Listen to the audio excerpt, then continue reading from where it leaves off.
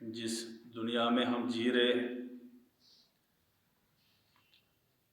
اس دنیا کی حقیقت، اس دنیاوی زندگی کی حقیقت ہر وقت ہمارے سامنے رہنی چاہیے۔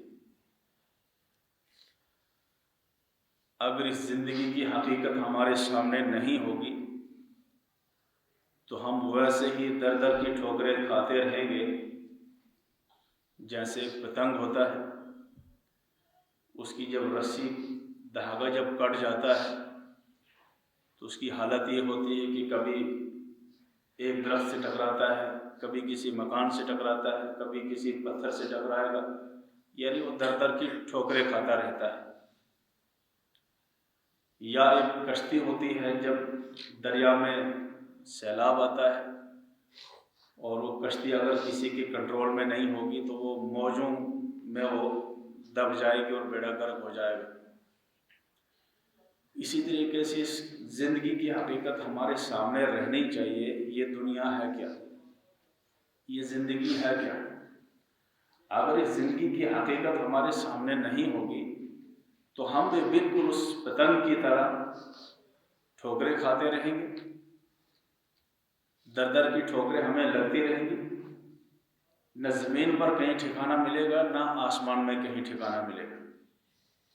اس لیے اس دنیا کی حقیقت کو جاننا بہت ضروری ہے۔ دراصل جس دنیا میں ہم زندگی گزار رہے ہیں، یہ دنیا ہے کیا اور ہماری حیثیت اس دنیا میں ہے کیا؟ یاد رکھنا چاہیے، اس دنیا میں جو بھی انسان آ رہا ہے وہ ایک مسافر ہے۔ ہم سب مسافر ہیں۔ دنیا میں ہر انسان، کسی بھی مذہب کا ہو، کسی بھی طبقے کا ہو، کسی بھی قوم کا ہو، ہر انسان ایک مسافر کی طرح ہے۔ ہمارے اس سفر کی ایک ابتدا ہوئی ہے۔ وہ ابتدا کیا ہے کہ جب ابھی دنیا میں کوئی انسان پیدا نہیں ہوا تھا، اللہ تعالیٰ نے آدم علیہ السلام کی پشت سے ان تمام انسانوں کی روحوں کو نکالا تھا جو قیامت تک آنے والے تھے۔ چونکہ قیامت تک جتنے بھی انسان جو ابھی تک آئے، جو آج کے بعد آئیں گے، وہ سب کے سب آدم علیہ السلام کی اولاد ہیں۔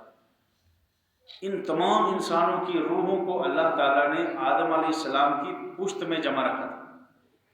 تو اللہ تعالیٰ نے اب انسان پیدا نہیں ہوا تھا، تمام روحوں کو نکالا۔ وَإِذْ أَخَذَ رَبُّكَ مِن بَنِي آدَمَ مِن ظُهُورِهِمْ، اللہ تعالیٰ نے آدم علیہ السلام کی پشت سے وہ تمام روحوں کو نکالا اور ان سے فرمایا أَلَسْتُ بِرَبِّكُمْ، کیا میں تمہارا رب نہیں ہوں؟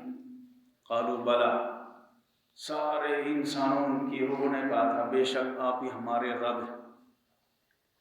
اللہ تعالیٰ نے فرمایا تھا کہ کہیں ایسا نہ ہو کہ قیامت کے دن تم یہ کہنے لگو کہ ہمیں تو پتہ ہی نہیں تھا ہمارا رب کون ہے، کس نے ہمیں پیدا کیا ہے، ہمیں دنیا میں کیا کرنا تھا، کیسے زندگی گزارنی تھی، ہمیں تو پتہ ہی نہیں۔ اس لیے اللہ تعالیٰ نے پیدا ہونے سے پہلے ہی فرمایا، ان سے وعدہ لیا، عہد لیا، الستو بربکم، کیا میں تمہارا رب نہیں ہوں؟ قالوا بلا، کیوں نہیں، آپ ہمارے رب ہیں۔ اس جگہ، اس میدان کو، جس میدان میں تمام انسانوں کی روحوں سے عہد لیا تھا، اس کو عہد الست کہا جاتا ہے۔ وہاں سے ہمارے سفر کی ابتدا ہوئی، تمام انسان کے سفر کی ابتدا وہاں سے ہوئی۔ اس کے بعد ہم کچھ عرصہ مادر رحم میں رہے، اس کے بعد پھر ہم اس دنیا میں آئے، اور کچھ دنوں تک اس دنیا میں رہنے کے بعد ہم نے آخرت کی زندگی میں قدم رکھنا ہے۔ موت کہتے ہی اسی چیز کو ہے کہ انسان نے اس دنیا سے ایک دوسری دنیا میں قدم رکھا، اور وہ دنیا کیا ہے، وہ آخرت کی دنیا کیا ہے، کتنی ہے وہ؟ یہ دنیا کی زندگی تو 50 سال، 60 سال، 70 سال، 100 سال، 150 سال، بس اتنی ہے۔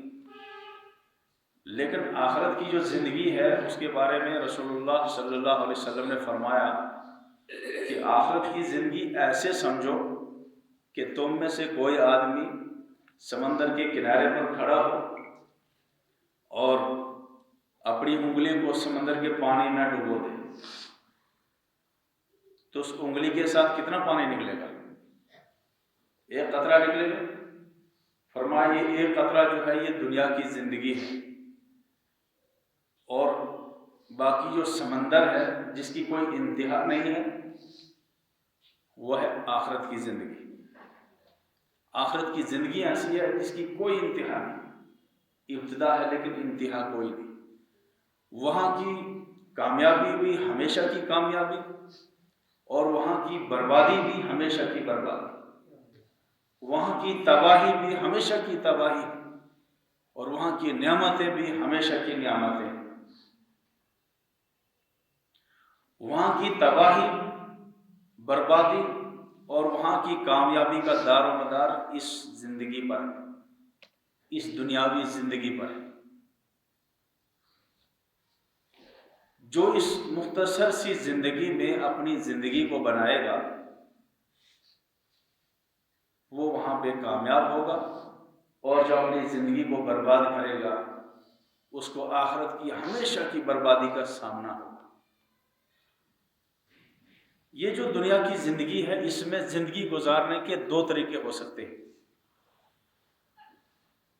ہم سب کے سامنے دو طریقے ہیں زندگی گزارنے کے۔ دنیا کے تمام انسانوں کے سامنے زندگی گزارنے کے دو ہی طریقے۔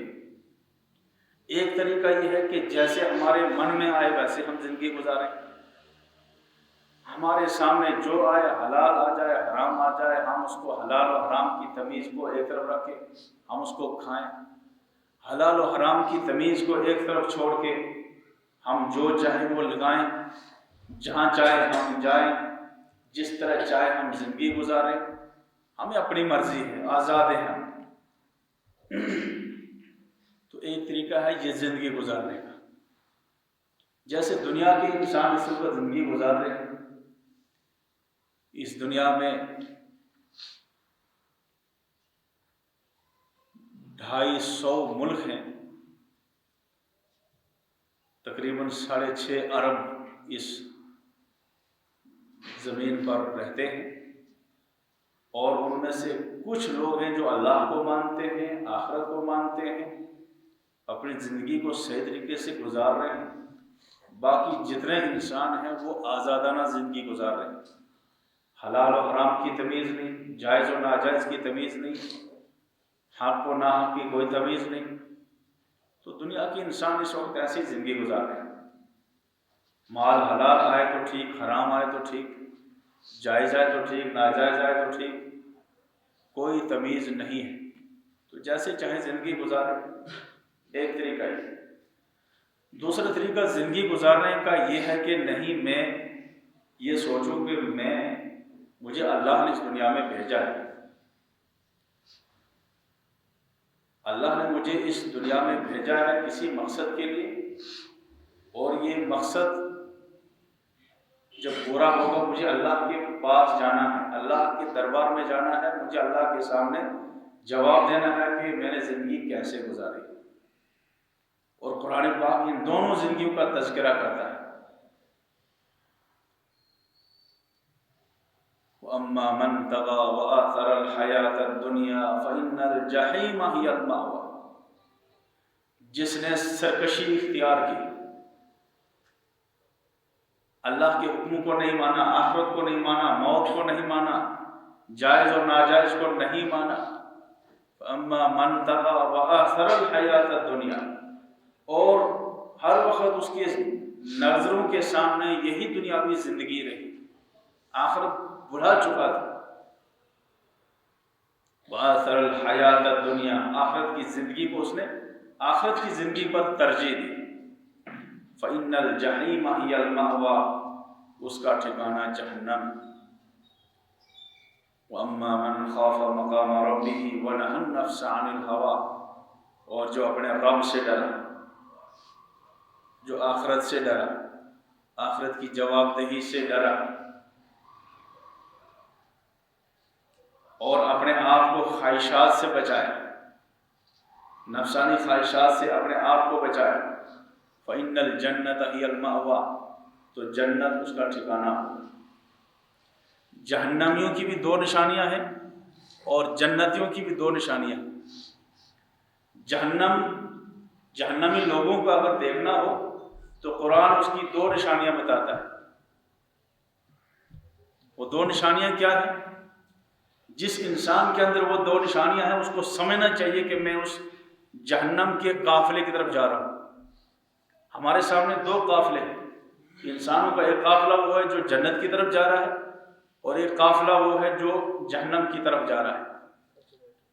جہنم کی طرف جو قافلہ جا رہا ہے اس کی بھی دو نشانیاں ہیں، اور جنت کی طرف جو قافلہ جا رہا ہے اس کی بھی دو نشانیاں ہیں۔ جہنمیوں کی دو نشانیاں کیا ہیں؟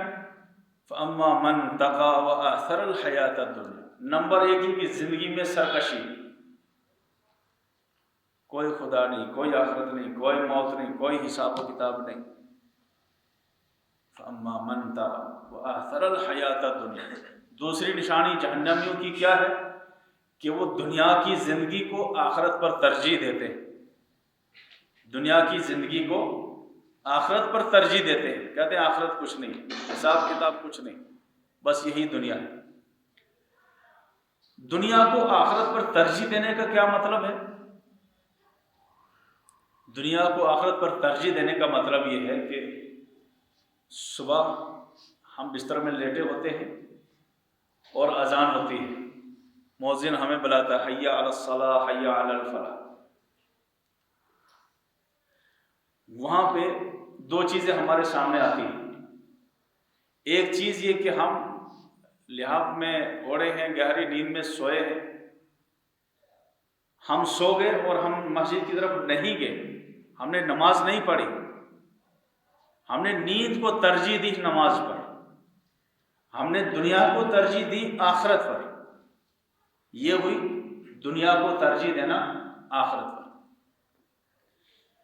ایک دکاندار دکان پر بیٹھا ہے اور اذان ہوتی ہے، اب اس کے سامنے دو طریقے ہیں، یا تو ایک اپنی دکان بند کر کے وہ مسجد کی طرف جائے، اگر وہ دکان بند کر کے مسجد کی طرف گیا اس کا مطلب اس نے آخرت کو ترجیح دی دنیا پر، اور اگر وہ دکان پر بیٹھا رہا مسجد کی طرف نہیں گیا، نماز ادا نہیں کی، اس کا مطلب اس نے دنیا کو آخرت پر ترجیح دی۔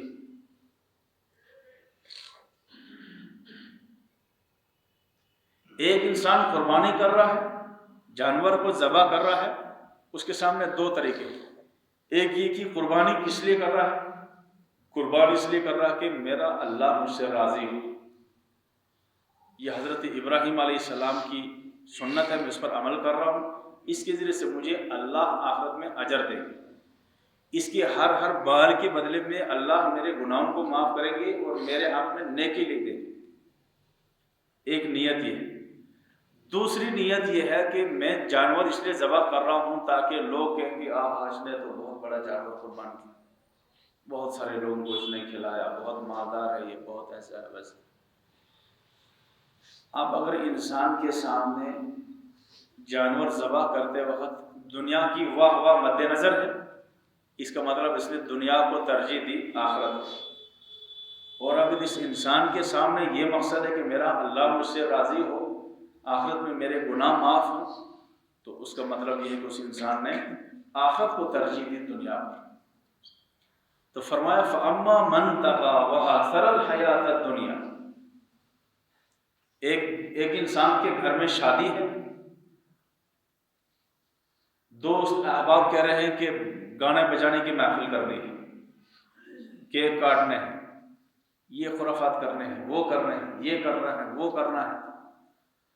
اور دوسرا طریقہ یہ ہے اس انسان کے سامنے کہ اللہ کے نبی کا ایک طریقہ ہے شادی کرنے، نکاح کرنے کا، جس طریقے سے اللہ کے رسول نے نکاح کیے ہیں، جس طریقے سے آپ نے تعلیمات دی ہیں، ان کے مطابق میں عمل کریں، چاہے دنیا ناراض ہو جائے۔ میں نے اللہ کے رسول کی سنت پر عمل کرنا ہے، دنیا چاہے ناراض ہو یا کچھ ہو۔ اگر انسان نے شادی کرتے وقت، نکاح کرتے وقت اللہ کے رسول کی سنت کو مد نظر اللہ اور اللہ کے رسول کی رضامندی کو مد نظر رکھا، چاہے دنیا ناراض ہو جائے، تو اس انسان نے آخرت کو ترجیح دی دنیا کو۔ اور اگر یہ انسان دب گیا، اس نے محفل کر دی، ڈھول ڈماکہ کیا، اس نے خرافات کیے، یہ اس نے خیال نہیں کیا کہ اللہ ناراض ہو جائیں یا نہ ہو، اللہ کے رسول ناراض ہو یا خوش ہو، اس کی کوئی پرواہ اس نے نہیں کی، سارے خرافات اس نے کیے، اس کا مطلب یہ ہے کہ اس انسان نے دنیا کو ترجیح دی آخرت پر۔ فَأَمَّا مَنْ طَغَىٰ وَآثَرَ الْحَيَاةَ الدُّنْيَا فَإِنَّ الْجَحِيمَ هِيَ الْمَأْوَىٰ۔ اللہ تعالیٰ فرما رہے ہیں کہ جس انسان نے دنیا کو ترجیح دی آخرت پر، آخرت چاہے برباد ہو یا نہ ہو، اس کے مجھے کوئی لینا دینا نہیں، یہ دنیا میری آباد رہنی چاہیے، تو جس نے دنیا کی فکر کی، آخرت کو نظر انداز کیا، فَإِنَّ الْجَحِيمَ هِيَ الْمَأْوَىٰ، تو اس کا ٹھکانہ جہنم ہوگا۔ وَأَمَّا مَنْ خَافَ مَقَامَ رَبِّهِ وَنَهَى النَّفْسَ عَنِ الْهَوَىٰ، اور جس نے جو اللہ سے ڈرا اور اپنے آپ کو بچایا خواہشات سے، فَإِنَّ الْجَنَّةَ هِيَ الْمَأْوَىٰ، تو جنت اس کا ٹھکانہ ہے۔ یہ ہمارے سامنے، ہم سب کے سامنے یہ دو راستے ہیں زندگی گزارنے کے، ہم نے انتخاب کرنا کہ ہم نے کس راستے پر چلنا ہے۔ ایک بربادی کا راستہ ہے، تباہی کا راستہ ہے، ناکامی کا راستہ ہے، اور ایک کامیابی کا راستہ ہے۔ یہ دو راستے ہیں، ان دو راستوں میں سے ہم نے کسی ایک کو منتخب کرنا ہے، اور دنیا کا ہر انسان ان دو راستوں میں سے کوئی ایک راستہ منتخب کرتا ہے۔ اللہ تعالیٰ نے ہر انسان کو عقل دی ہے، شعور دیا ہے کہ وہ سمجھ لے حق کا راستہ کون سا ہے، کامیابی کا راستہ کون سا ہے، اور ناکامی کا راستہ کون سا ہے۔ یہ حق ہم سب کو، دنیا کے ہر انسان کو یہ فیصلہ کرنا کہ مجھے کس راستے پر چلنا ہے۔ ہمارے سامنے قرآن نے راستہ دیا ہے، اللہ کے رسول صلی اللہ علیہ وسلم نے ہمیں راستہ بتایا ہے کہ یہ دنیا عارضی زندگی ہے، یہ مختصر سی زندگی ہے، یہ ختم ہونے والی زندگی ہے، یہاں کی کامیابی بھی ادھوری، یہاں کی ناکامی بھی ادھوری، اصل کامیابی اور اصل ناکامی آخرت کی ہے، جو کہ کبھی ختم نہ ہونے والی زندگی ہے۔ یہ ہر انسان کو غور کرنا ہے کہ مجھے مرنا ہے، مجھے آزاد زندگی نہیں گزارنی ہے، مجھے مرنا ہے، مجھے اللہ کے سامنے جواب دینا ہے۔ لا تزول قدم ابن آدم حتی یسأل عن خمس، کسی انسان کے قدم تب تک ہل نہیں پائیں گے، اٹھ نہیں پائیں گے، حتی یسأل عن خمس، یہاں تک کہ 5 سوالوں کا اس سے جواب لیا جائے، مجھ سے، آپ سے، امیر سے، غریب سے، کالے سے، گورے سے، مشرقی سے، مغربی سے، ہر انسان سے یہ 5 سوال ہونے۔ عن عمرہ فیما افنا، پہلا سوال ہے زندگی کہاں گزاری، زندگی کہاں گزاری۔ وعن شبابہ فیما ابلا، جوانی کو کہاں بوسیدہ کیا۔ بہت سارے انسان سوچتے ہیں، ذہن میں خیال آتا ہے کہ وہاں بول دوں گا جو کچھ ذہن میں آ جائے گا، ساتھ جھوٹ جو کچھ آئے گا بول دوں گا، لیکن اللہ تعالیٰ فرماتے ہیں ایسا نہیں ہوگا۔ الیوم نختم علی افواہہم وتکلمنا ایدیہم وتشہد ارجلہم بما کانوا یکسبون، انسان کے منہ پر مہر لگا دی جائے گی، ہونٹ بند ہوں گے، ہونٹ سلے ہوئے ہوں گے، مہر لگی ہوئی ہوگی۔ وتکلمنا ایدیہم، ہم ان کے ہاتھوں سے ہم بلوائیں گے، ان ہاتھوں کو اللہ تعالیٰ زبان دے گا، یہ ہاتھ گواہی دیں گے اس انسان نے زندگی کہاں گزاری ہے، اس انسان نے جوانی کہاں برباد کی۔ وتشہد ارجلہم، یہ ہاتھ بولیں گے اس انسان نے کہاں کیا کیا۔ وتشہد ارجلہم، اور پیر گواہی دیں گے۔ ایک آدمی دعویٰ پیش کرتا ہے کورٹ میں کہ فلانے آدمی نے میری زمین پر قبضہ کیا ہے، میرے گھر سے چوری کی ہے۔ دوسرا آدمی قاضی بولتا ہے، جج بولتا ہے اس کو گواہ لاؤ، پھر دو گواہ کھڑے ہو جاتے ہیں، وہ کہتے ہیں کہ ہاں جی ہم نے دیکھا ہے۔ ہاتھ مقدمہ دائر کریں گے اس انسان نے زندگی کہاں گزاری ہے، اور پیر گواہی دیں گے کہ ہاں ہم گواہ ہیں، ہم نے دیکھا ہے اس انسان نے زندگی کہاں گزاری، ہم نے دیکھا ہے کہ اس انسان نے جوانی کہاں گزاری۔ یہ پیر گواہی دیں گے اس جوان نے زندگی مسجد میں گزاری ہے یا نائٹ کلب میں گزاری ہے، اس انسان نے زندگی مسجد میں گزاری ہے یا اس انسان نے زندگی کرکٹ کے میدانوں میں گزاری ہے، اس انسان نے نیک مجلسوں میں زندگی گزاری ہے یا اس نے سینما ہالوں میں زندگی گزاری ہے، اس انسان نے اپنے ہاتھوں سے صدقے خیرات کیے ہیں یا اس نے دوسروں کا مال ہڑپ کیا ہے، اس انسان نے جو نظر ڈالی ہے وہ نظر اس نے شہوت کی نظر ڈالی ہے یا رحمت کی نظر ڈالی ہے۔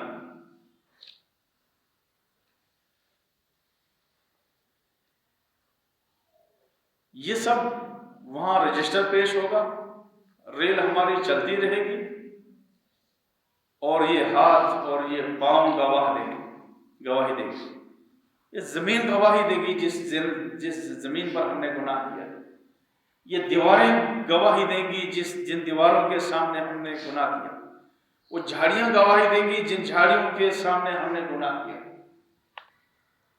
انسان یہ نہ سوچے کہ میں گناہ چھپ کر کر رہا ہوں، رات کے اندھیرے میں کر رہا ہوں، مجھے کون دیکھ رہا ہے۔ اور انسان کی سب سے بڑی غلط فہمی یہ ہے، انسان گناہ کیوں کرتا ہے؟ انسان گناہ اس لیے کرتا ہے کہ وہ یہ سمجھتا ہے کہ مجھے کوئی دیکھ نہیں رہا ہے، میں رات کے اندھیرے میں گناہ کر رہا ہوں، میں دکان پہ چھپ کے گناہ کر رہا ہوں، میں جنگل میں کہیں گناہ کر رہا ہوں، مجھے کوئی دیکھ ہی نہیں رہا ہے۔ یہ بہت بڑی غلط فہمی انسان کی، اور اسی غلط فہمی کی بنیاد پر انسان گناہ کرتا ہے۔ تو یہ ہماری پوری زندگی کی ریل جو ہے وہ وہاں پہ کھل جائے گی۔ اقرأ کتابک کفی بنفسک علیک حسیبا، اللہ تعالیٰ جب نامہ اعمال ہمارے سامنے کھول دیں گے اور پوری زندگی کی ریل ہمارے سامنے چلے گی، اللہ تعالیٰ فرمائیں گے اقرأ کتابک، پڑھو اپنا نامہ اعمال، دیکھو، کفی بنفسک اليوم علیک حسیبا، آج تیرا حساب کرنے کے لیے تو خود ہی کافی ہے، تو نے دنیا میں جو کچھ کیا ہے گواہ پیش کرنے کی ضرورت نہیں ہے، خود تیرے سامنے ہے۔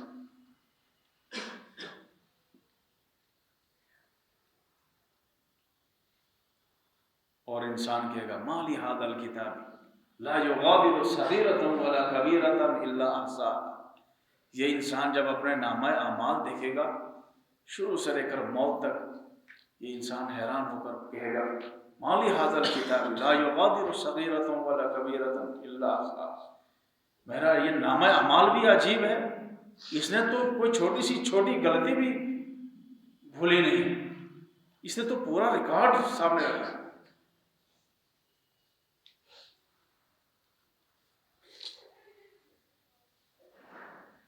تو یہ سارا دنیا کی پوری ریل ہمارے سامنے ہوگی، ہمیں اللہ کے رسول صلی اللہ علیہ وسلم نے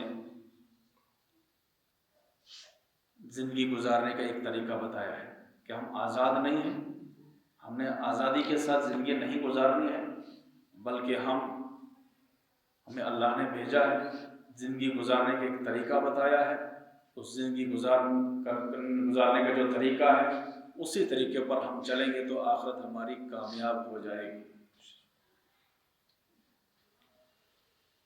جب انسان دنیا کے پیچھے پڑتا ہے، دنیا کو ترجیح دیتا ہے، ہر وقت دنیا ہی دنیا اس کے سامنے ہوتی ہے، پھر وہ آخرت کو بھول جاتا ہے۔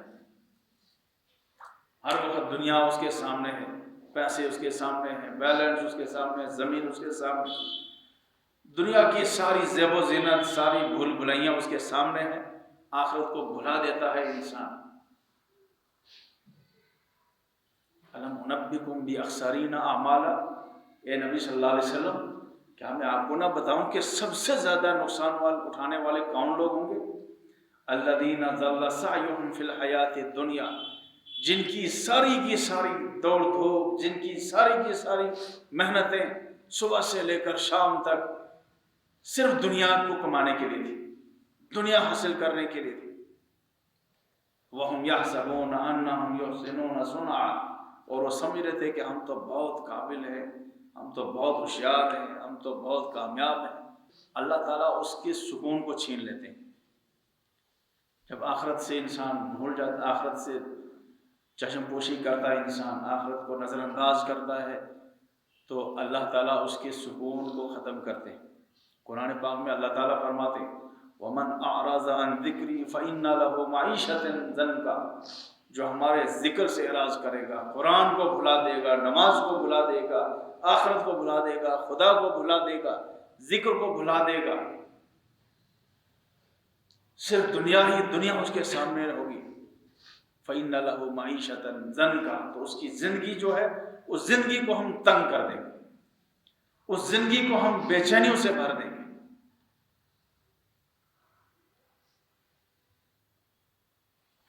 ہمارے پڑوسی ملک کے ایک بہت بڑے بزرگ ہیں پیر ذوالفقار صاحب، انہوں نے ایک واقعہ لکھا ہے، بہت عبرتناک واقعہ۔ کہتے ہیں کہ میرے پاس ایک عورت آئی اور پردے میں بیٹھ کر رونے لگی، بہت زور سے رویا اس نے، کافی دیر تک روئی۔ تو رونے کے بعد میں نے اس کو پوچھا کہ بہن اب بتا تو نے رویا کیوں اتنا؟ کہنے لگی حضرت میرا جو مسئلہ ہے بہت عجیب و غریب مسئلہ ہے، بہت بڑا مسئلہ ہے، پیچیدہ مسئلہ ہے۔ تو کیا مسئلہ ہے؟ کہا میرا شوہر کئی سارے کارخانوں کا مالک ہے، کئی ساری فیکٹریوں کا مالک ہے، لاکھوں روپیہ اس کی دن کی انکم ہے، اور ہم دو آدمی ہیں، صرف دو میاں بیوی، اولاد بھی کوئی نہیں، ابھی تک کوئی اولاد نہیں ہوئی۔ کہتی کہ چلو، میں کہتی ہوں آپ اولاد نہ بھی ہو تب بھی چلو کسی نہ کسی طریقے سے زندگی گزار لیں گے، لیکن ایک بڑی پریشانی میری یہ ہے کہ میرے مہینے کے خرچے پورے نہیں ہو رہے۔ تو میں نے پوچھا تجھے تیرا شوہر کتنا خرچہ دیتا مہینے کا؟ کہا میرا شوہر مجھے 50,000 روپیہ مہینے کا خرچہ دیتا ہے۔ کہا 50,000 میں تمہارا خرچہ پورا نہیں ہوتا ہے؟ کہا نہیں۔ میں نے غور کیا، میں نے کہا کہ میری بہن بظاہر تمہاری پریشانی ختم ہونے والی نہیں ہے، تمہیں 50,000 کیا، تمہیں اگر 1,00,000 1.5 لاکھ 5 لاکھ بھی تیرا شوہر تجھے دے گا تو تیرا یہ مسئلہ حل ہونے والا نہیں۔ کہا حضرت اب مجھے کیا کرنا ہے؟ کہا تم نے اللہ کو ناراض کیا ہے، کوئی گناہ کر کے تم نے اللہ کو ناراض کیا ہے، تم یہاں سے جا کے توبہ کرو، اللہ کو مناؤ، نماز کی پابندی کرو، نیک زندگی گزارو۔ کہا وہ عورت چلی گئی اور 2 مہینے کے بعد آئی۔ اس نے کہا کہ حضرت الحمدللہ میں پہلے بے نمازی تھی، تب سے میں نے نماز کی پابندی شروع کر دی۔ ہمارے گھر میں ٹی وی تھا، وہ ٹی وی بھی میں نے بند کر دیا۔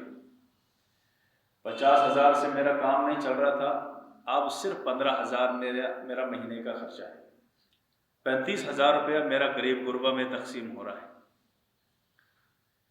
تو 50,000 سے بھی ایک انسان کا خرچہ پورا نہیں ہو رہا ہے، اس کا مطلب یہ ہے کہ اللہ نے اس کی زندگی سے سکون کو چھین لیا۔ وَمَنْ أَعْرَضَ عَنْ ذِكْرِي فَإِنَّ لَهُ مَعِيشَةً ضَنْكًا، اللہ تعالیٰ فرماتے ہیں کہ جو ہمیں بھول جائے گا، ہمارے قرآن کو بھولے گا، ہماری آخرت کو بھولے گا، فَإِنَّ لَهُ مَعِيشَةً ضَنْكًا، اس کی زندگی کو ہم تنگ کر دیں گے۔ تنگ کرنے کا مطلب یہ ہے کہ پیسہ خوب آ رہا ہوگا، انکم سورس بہت زیادہ ہوں گے، نوکر غلام بھی ہوں گے، مکان بھی بہت اچھا ہوگا، سونے کے لیے بستر بھی بہت اونچا ہوگا، دنیا کے تمام آرام اس کے سامنے ہوں گے، لیکن اس کو سکون نہیں مل رہا. وہ اونچے بستر پر سو رہا ہوگا لیکن وہ کروٹیں بدل رہا ہوگا کہ کب صبح ہو جائے. وہ نیند کی گولی لے رہا ہوگا لیکن پھر بھی اس کو نیند نہیں آ رہی ہوگی.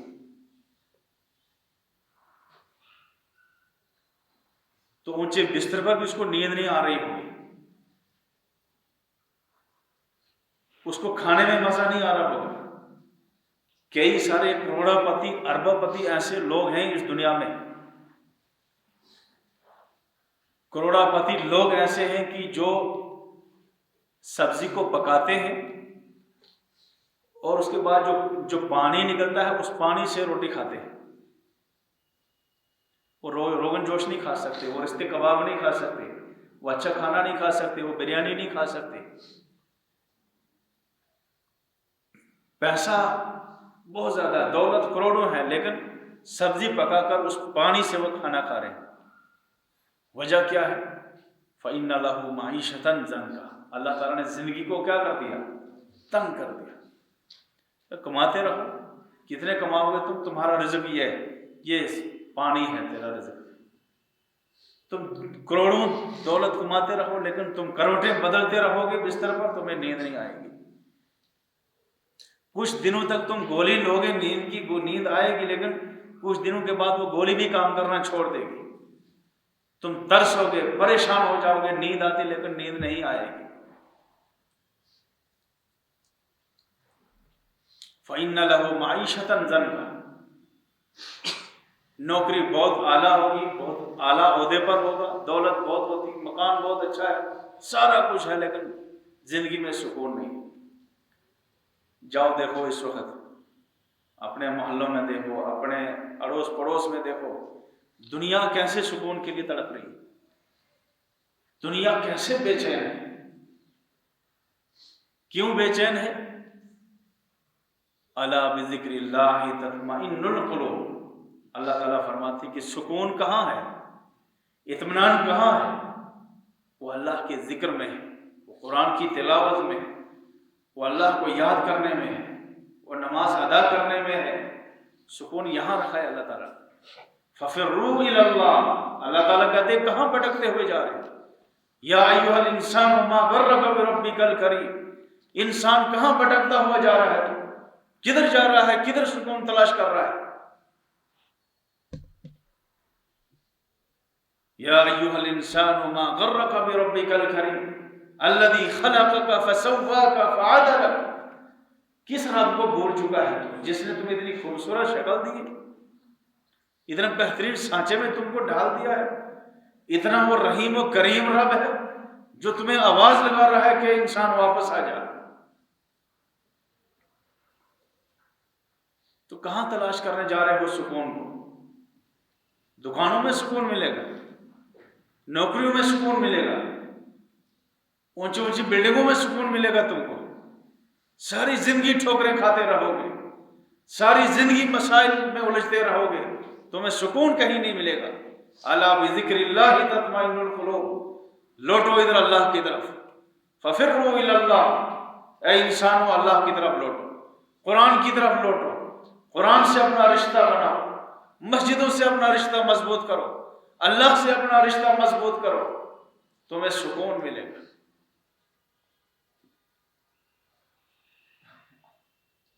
کئی سال پہلے کی بات ہے, میں ادھر سے جا رہا تھا کشتواڑ روڈ پہ, اس سڑک کا کام لگا تھا کافی سال پہلے.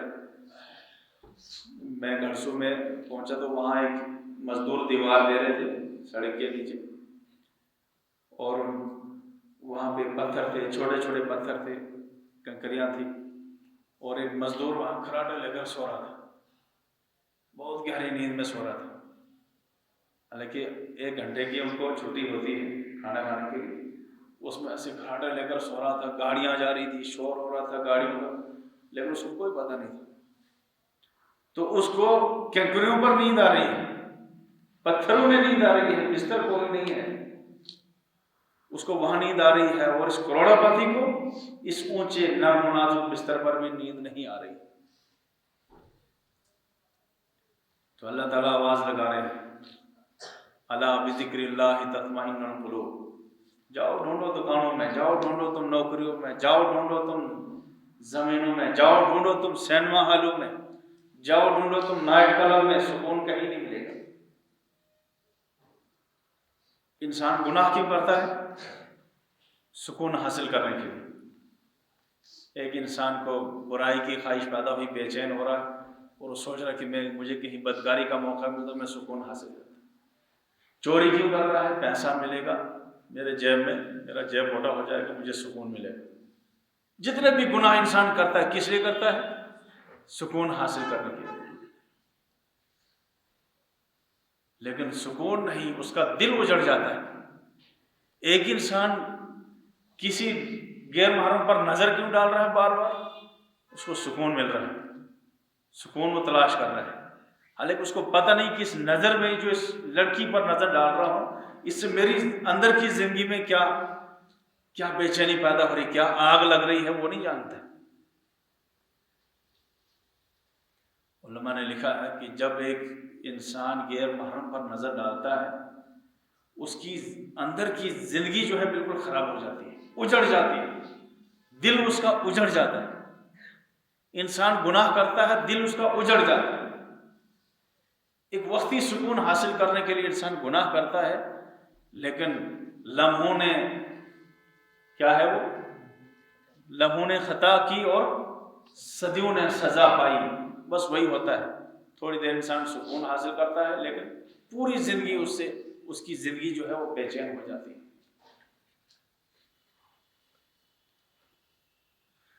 لہذا ہمیں اللہ بلا رہے ہیں فَفِرُّوا إِلَى اللَّهِ، اللہ کی طرف لوٹ کر۔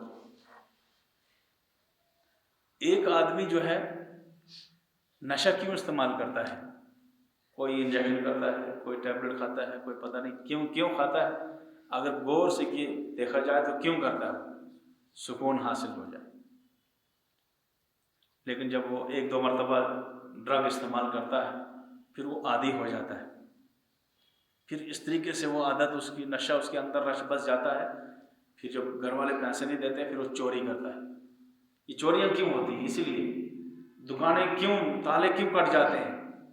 اس لیے کہ وہ اندر کا جو نشہ ہے وہ اس کو بے چین کی ہو گئے، اس کو وہ نشہ پورا کرنا ہی کرنا ہے، چاہے اس کو گھر سے چوری کرنی پڑے، چاہے کو کسی کی دکان لوٹنی پڑے، کسی کا جیب کاٹنا پڑے، کچھ بھی کرنا پڑے، اس کو وہ اندر کی جو بے چینی ہے اس کو بیٹھنے نہیں دے رہی۔ حالانکہ اس نے وہ نشہ استعمال کس لیے کیا تھا؟ سکون حاصل کرنے کے لیے، لیکن سکون نہیں، اب پوری زندگی اس کی بے چین، پوری زندگی اس کی بے چین ہو گئی۔ اب اس نے اپنے گھر کو تباہ کیا، اپنے خاندان کو تباہ کیا، اپنی زندگی کو اس نے برباد کر دیا۔ لہٰذا آپ دیکھ لو جو جوان اس وقت نشے میں مبتلا ہے ان کی حالت کیا ہے؟ دن بھر سوئے ہوتے ہیں، کوئی پتہ نہیں دنیا کہاں پہنچی ہے، کچھ پتہ نہیں۔ تو انسان یہ سارے دھندے، یہ سارے کام سکون حاصل کرنے کے لیے کر رہا ہے، آزما رہا ہے انسان، لیکن اللہ تعالیٰ چیلنج دے رہے ہیں، جاؤ تمہاری رسیاں ہم کھلی چھوڑ دیں، جاؤ ڈھونڈو تمہیں کہاں سکون ملے گا۔ دنیا کے کسی بھی کونے پر تمہیں سکون نہیں ملے گا۔ سکون ڈھونڈنا چاہتے تو آؤ اللہ کی طرف، آؤ قرآن کی طرف، آؤ مسجدوں کی طرف، آؤ توبہ کی طرف، تمہیں ہم سکون عطا کریں گے۔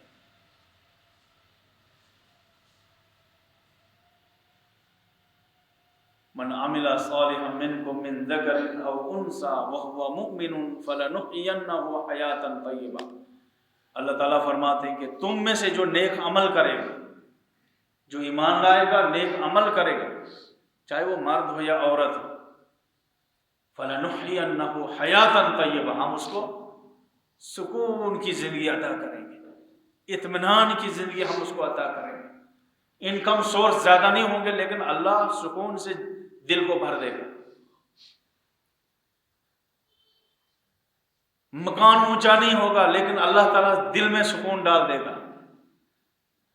زمین جائیداد تمہارے پاس زیادہ نہیں ہوگی لیکن اللہ تمہارے دل کو سکون سے بھر دے گا۔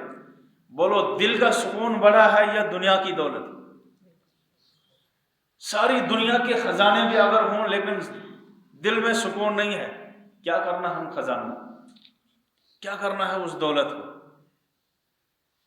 دنیا بھر کے خزانے ہیں لیکن کھانا کھا رہا ہے سبزی کے پانی سے، کیا کرنا ہے اس دولت کو؟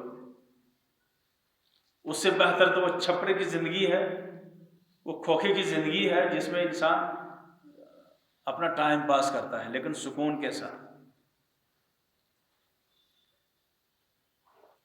فرمایا الا بذکر اللہ تطمئن القلوب، اللہ کے راستے میں، اللہ کی طرف لوٹنے میں سکون ہے، اطمینان ہے۔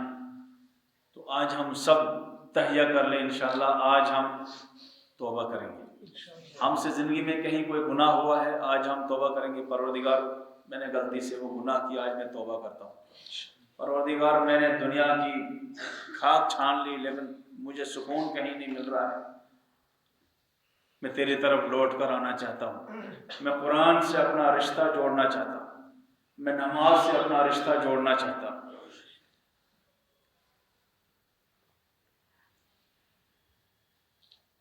ہماری زندگی ایک نمونہ ہے، ہم صبح جلدی اٹھیں، ہم اللہ کو یاد کریں، قرآن کی ہم تلاوت کریں، مسجدوں سے اپنا تعلق جوڑ دیں۔ آج ہماری حالت کیا ہے؟ اللہ کے رسول صلی اللہ علیہ وسلم کے ایک صحابی تھے حضرت عبداللہ ابن ام مختوم، مشہور صحابی ہیں، نابینا صحابی ہیں، کچھ آنکھوں سے نظر نہیں آتا تھا، دونوں آنکھوں سے نابینا تھا۔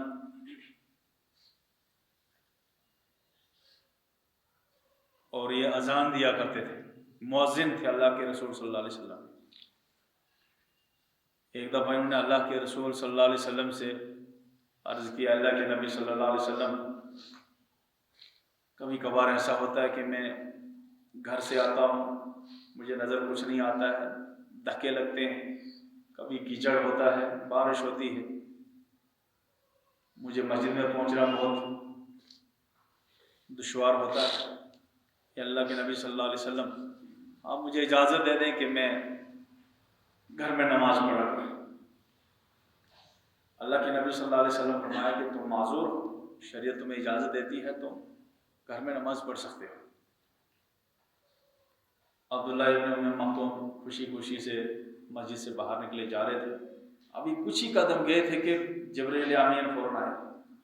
اللہ کے نبی صلی اللہ علیہ وسلم، اس کو آپ نے گھر میں نماز پڑھنے کی اجازت دی، اس کی دعاؤں سے تو دوسروں کی دعائیں بھی قبول ہوتی تھی، اس کو واپس بلائیے۔ اللہ کے رسول نے فوراً آدمی دوڑایا اور اس کو واپس بلایا۔ کہا عبداللہ تمہیں مؤذن کی آواز سنائی دیتی ہے؟ کہا اللہ کے نبی بالکل، آنکھوں سے نظر نہیں آتا لیکن آواز میرے کان ٹھیک ہے۔ کہا جب مؤذن کی آواز تمہارے کانوں میں پڑتی ہے تو اب گھر میں تمہیں نماز پڑھنے کی اجازت نہیں۔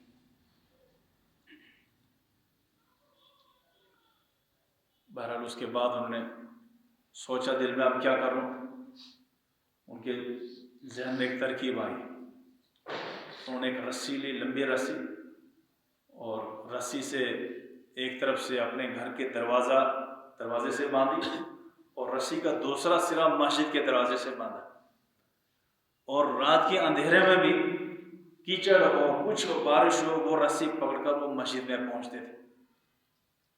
عبداللہ ابن ام مختوم بڑھاپے میں ہیں، آنکھوں سے کوئی نظر نہیں آ رہا ہے، مسجد تک پہنچانے کے لیے کوئی سہارا نہیں ہے، لیکن اللہ کے نبی فرمایا تم تب بھی گھر میں نماز نہیں پڑھ سکتے۔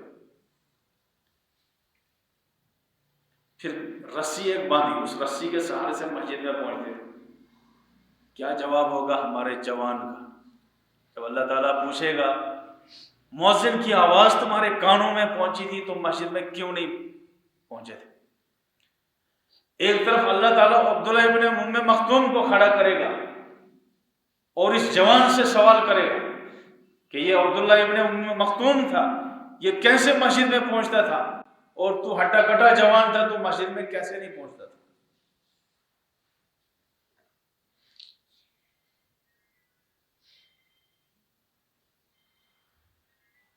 تو ہم اپنی عادت بنائیں، صبح جلدی اٹھیں،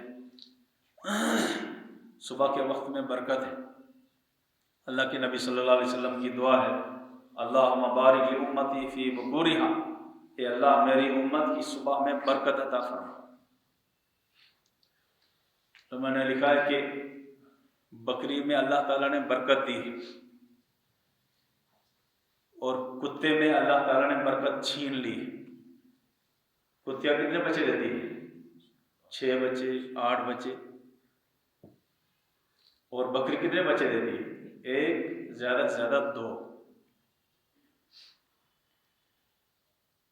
तो उलमा ने लिखा कि उसमें बरकत है, इसमें बरकत क्यों नहीं है?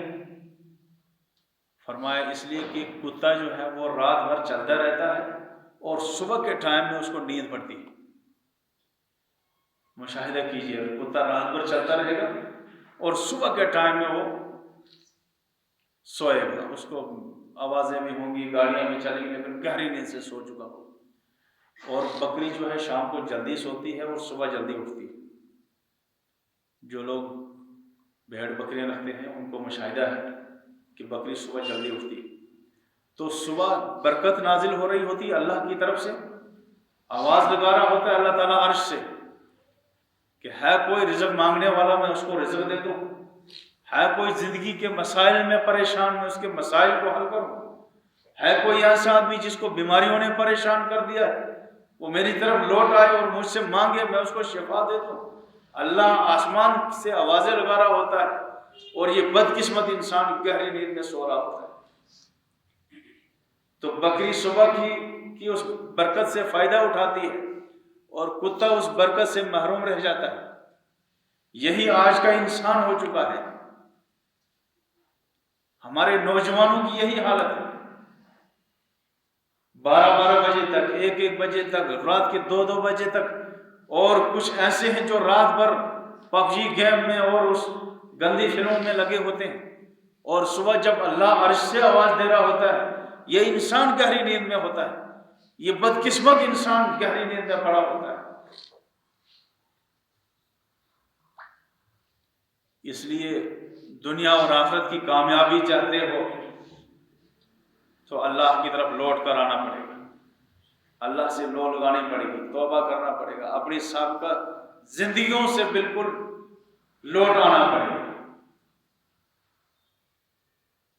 हमारी ज़िंदगी नमाज वाली हो, हमारी ज़िंदगी अखलाक वाली हो, हमारी ज़िंदगी में पाकीज़गी हो, हमारी ज़िंदगी में तहारत हो। हम बात करें तो सलीके के साथ, आदाब के साथ नमाज ये जो है बात करें। मार्केट में हम जाएं तो हमारी निगाह पाक रहे। अल्लाह के रसूल सल्लल्लाहु अलैहि वसल्लम ने फरमाया कि अन्नज़्रु सहमुम मिन सहमिन मस्मूमिन, कि ये नज़र जो है गैर मुहर्रम पर नज़र, ये शैतान के जहरीले तीरों में से एक तीर है। जब किसी पर नज़र डालता है इंसान, उसका सबसे पहला असर इस इंसान के दिल पर पड़ता है। उस इंसान के दिल में तारीकी पैदा हो जाती है, उस इंसान का दिल स्याह होने लगता है। तो इब्लीस के जहरीले तीरों में से ये बदनजरी है। तो बदनजरी से अपने आप को बचाएं, अपनी जवानी को बचाएं, अपनी जिंदगी को बचाएं।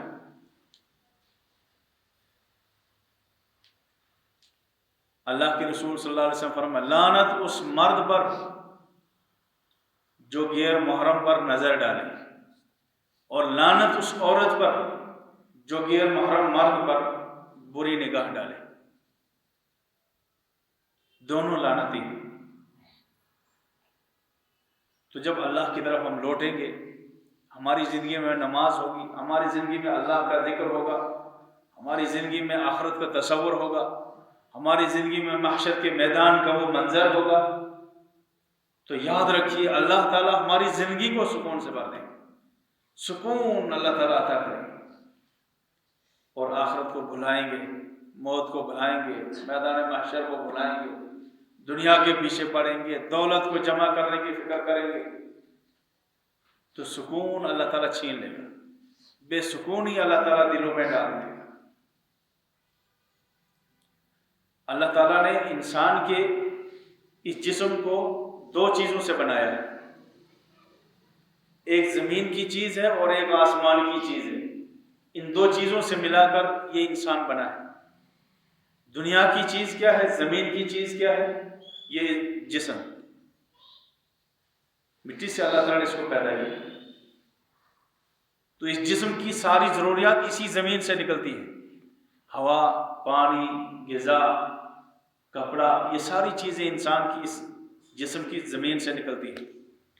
اور دوسری چیز آسمان کی ہے، وہ ہے روح، اور روح کی غذا جو ہے وہ آسمان سے نازل ہوتی ہے، وہ ہے وحی، وہ ہے اللہ کا ذکر، وہ ہے نماز، وہ ہے آخرت کا تصور، یہ انسان کی روحانی غذا ہے۔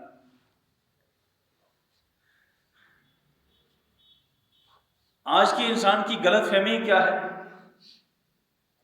وہ یہ سوچ رہا ہے کہ میں دنیا اتنی کماؤں کہ مجھے سکون ملے،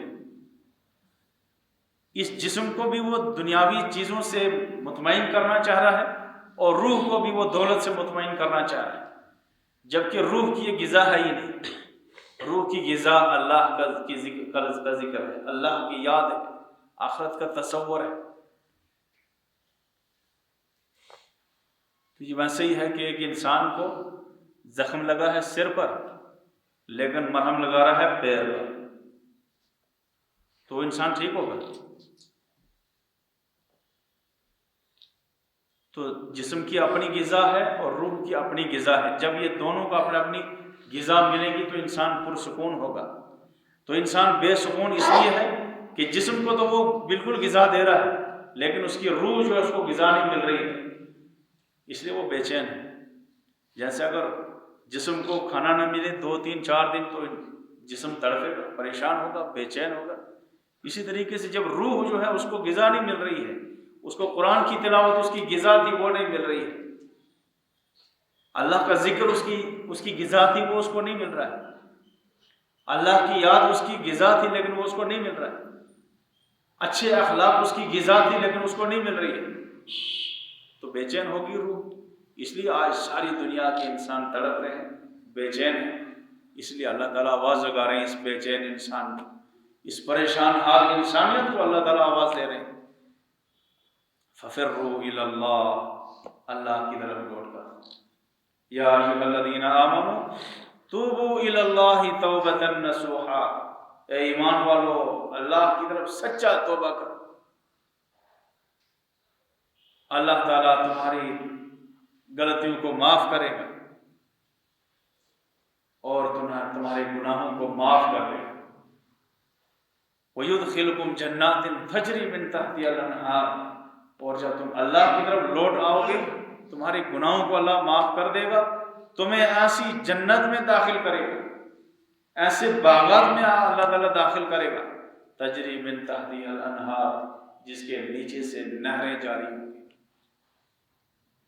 تو آج ہم اس مجلس میں اللہ کی طرف ہم توبہ کریں، اللہ سے رجوع کریں کہ پروردگار ہم نیک بننا چاہتے ہیں، ہمیں نیک بننے کی توفیق عطا فرما، ہم گناہوں سے توبہ کرنا چاہتے ہیں، ہمیں توبہ کی توفیق عطا فرما، ہم نماز پابندی سے پڑھنا چاہتے ہیں، اللہ ہمیں پابندی سے نماز پڑھنے کی توفیق عطا فرما، ہم شیطان سے بچنا چاہتے ہیں، اللہ تو ہی ہمیں شیطان سے بچنا آسان فرما۔ تو اللہ تعالیٰ ایسی مجلسوں میں ہمیں بار بار بیٹھنے کی توفیق عطا فرما۔ میں بار عرض کرتا ہوں کہ جیسے بیٹری ہوتی ہے ہماری، جب یوز کر کر کے وہ کمزور پڑ جاتی ہے ہم پھر اس کو چارج کرتے ہیں، موبائل کی بیٹری ہے بار بار اس کو چارج کرنا پڑتا ہے، بار بار چارج کرنا پڑتا ہے، اگر چارج کرنا چھوڑ دیں گے تو بیٹری ڈیڈ ہو جائے گی۔ اسی طریقے سے انسان کے اندر ایک روحانی بیٹری، اس کو چارج کرنا پڑتا ہے، وہ یہ چارج ہوتی ہیں ایسی مجلسوں میں جہاں قرآن کی مجلسیں ہوں، جہاں آخرت کا ذکر ہو، جہاں موت کا تذکرہ ہو، جہاں دنیا کی بے ثباتی کا تذکرہ ہو، ایسی مجلسوں میں انسان کی وہ روحانی بیٹری جو ہے چارج ہوتی ہے۔ لہٰذا آج ہر انسان کی ضرورت ہے کہ بار بار ہم ایسی مجلسوں میں بیٹھیں، زیادہ سے زیادہ ایسی مجلسوں میں ہم شرکت کریں۔ اللہ رب العالمین ایسی مجلسوں کو ہمارے لیے بھی، آپ کے لیے بھی اور سب کے لیے نفع بخش بنائے۔ وآخر دعوانا الحمدللہ رب العالمین۔ اللهم لك الحمد كما أنت أهل، وصل على محمد كما أنت أهل، فافعل بنا ما انت اهل